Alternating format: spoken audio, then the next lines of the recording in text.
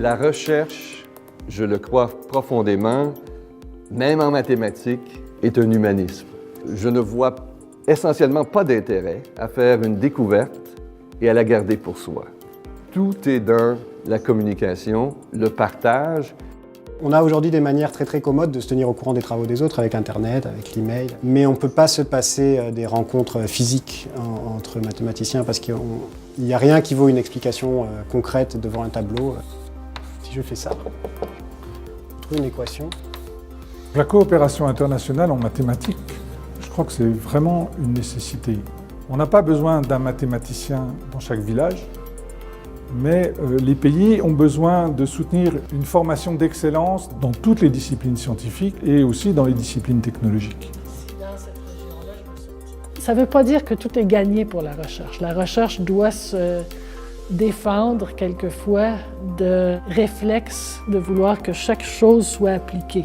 Et il ne faut pas avoir peur de laisser aller le cerveau dans toutes les directions et c'est comme ça qu'on va avoir de vraies percées scientifiques dont certaines vont vraiment aider l'humanité.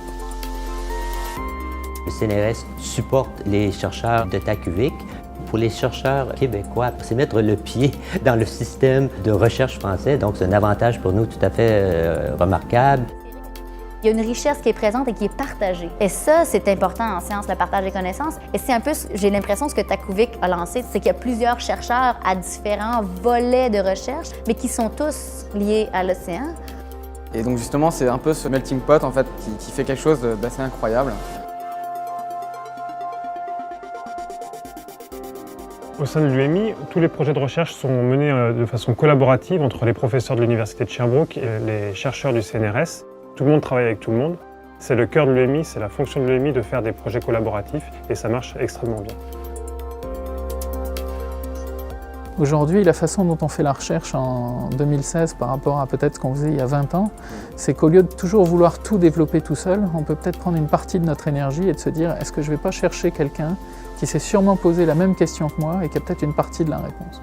Donc la notion de pouvoir travailler en collaboration, d'aller chercher des partenaires, peut à la fois créer des liens humains intéressants, mais surtout nous faire gagner énormément de temps pour le développement de nouveaux travaux.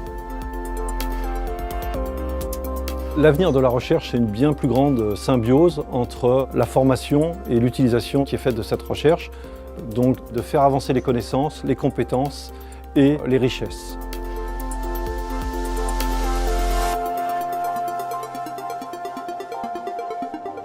Comment résumer la collaboration entre la France et le Québec?